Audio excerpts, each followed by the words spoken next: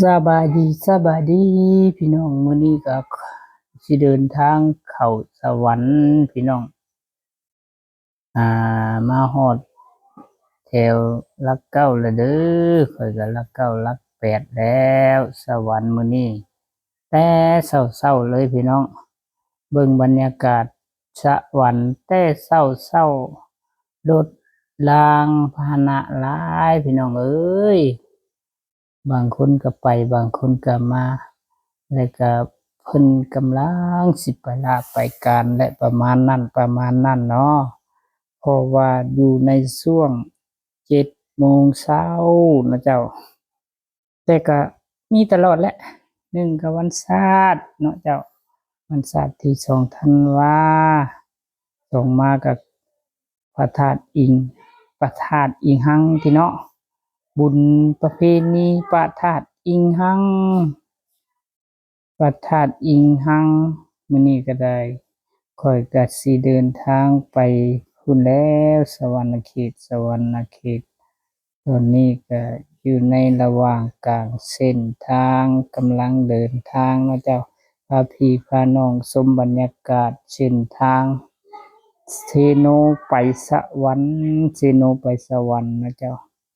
เข้าใกล้ตัวเมืองสวรรค์ม่อแล้วเนาะเจ้าถ้าพี่น้องมาสวรรค์ก็สิเห็นบรรยากาศอันสวยสดงดงามในยามเช้าๆมื้อนี้ก็เดินนำโพพาพี่พาน้องไปเที่ยวสวรรค์ก่อนเด้อเนาะเจ้าไปเที่ยวสวรรค์นำกันนะเจ้าก็สิบ่มีหยังหลายดอกเจ้าสิเดินทางโอ้นี่ก็ มาฮอดไดโนเสาร์เลยเด้นี่มาฮอดไดโนเสาร์ถือว่าวงเวียนไดโนเสาร์เนาะเจ้าข้อยก็สิมุ่งหน้าไปสะพานขัวสะพานมิตรภาพ2สวรรณเขตมุกดาหารเนาะเจ้านี่รถมาแต่ไสน้อนี่ก็วงเวียนไดโนเสาร์นี่เจ้านี่วงเวียนไดโนเสาร์ฮอดสวรรณเขตแล้วเนาะเจ้าเนาะ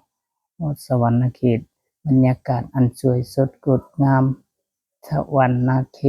ตอันนี้นะเจ้าข้อยสิพาพี่พาน้องไปเส้นทางเส้นทางใดเจ้าเส้นทางขัวมิตรภาพลาว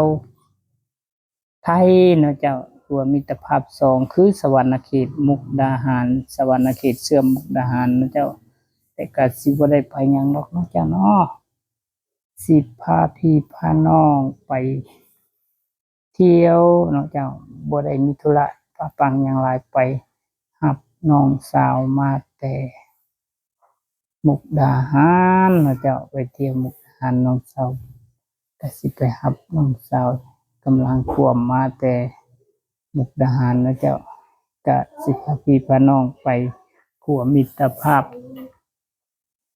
ลาวไทยนะเจ้าขัวมิตรภาพ มุกดาหารสวรรณเขตมุกดาหารนะเจ้า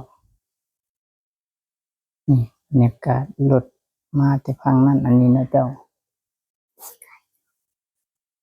สวรรณเขตมุกดาหารอันนี้ขัวมิตรภาพไก่สีฮอดแล้วนะเจ้าเนาะไก่สีฮอดขัวมิตรภาพสวรรณเขตแล้ว มีเสียงอันลูกก็ไปน้ำมื้อนี้ก็แม่นเป็นวันอาทิตย์นะเจ้า เป็นวันอาทิตย์ลูกก็ไปนำหลานก็ไปนำว่าซั่นเด็กน้อยก็อยากไปรับน้องไปรับหลานสาวเนาะเจ้าอยู่ที่สะพานมิตรภาพลาวไทยมุกดาหารสวรรณเขต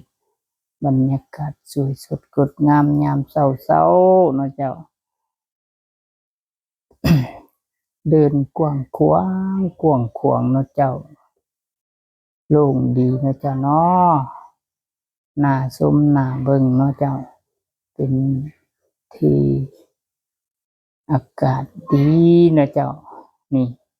อากาศสดชื่นเพราะว่ากว้างขวางอะลีเนาะเจ้าเนาะผู้คนไปมาก็สิบ่อึดอัดนี่น้องสาวก็อยู่แถวใดบัดนี้เนาะเจ้าเนาะอยู่แถวใด เที่ยวใดเที่ยวใดเที่ยวใดอ๋อดีดีดีดีเห็นแล้วเนาะเจ้าพอดีฮอดพอดีนะเจ้าอันนี้ก็จบให้น้องสาวขึ้นจากบึดหนึ่งเนาะเจ้าปินหน้ากลับเมื่อคือเก่าเนาะเจ้าก็สิเมื่อกินข้าวอยู่เซโนพุ่นละเนาะจะคาดคะเนว่าสิมากินข้าวอยู่เซโนคือเก่าเนาะเจ้าเนาะอ้อยหน้ากลับบ้านหลังจากที่ฮอดสวรรค์ก็กลับคืนเซโนคือเก่าเนาะเจ้าบ้านนี้ก็สิมากินข้าวอยู่เซโนบัดนี้กันเนาะเจ้าฮอดเซโนเป็นที่เรียบร้อยเป็นที่เรียบร้อยเนาะเจ้าเป็นที่เรียบร้อยเป็นที่เรียบร้อยฮอดเซโนคือเก่าเนาะเจ้าเจ้าก็สิแวะกินปิ้งไก่สามเหลี่ยมคือเก่าเนาะเจ้า สามเหลี่ยมคือเก้าสามเหลี่ยมเซโนเนาะเจ้าเซโนสวรรณเขตเซโนสามเหลี่ยมปิ้งไก่ใหญ่ปิ้งไก่แซ่บเซโนเนาะเจ้าเนาะปิ้งไก่แซ่บเซโนคือเก้าว่าซั่นเนาะเจ้านี่ก็สิแวะกินกาแฟเนาะเจ้าบัดนี้กาแฟอเมซอนเซโนแล้วบัดนี้เซิ้นแวะเซโนบัดนี้ก็เจ้าขอบใจฮอด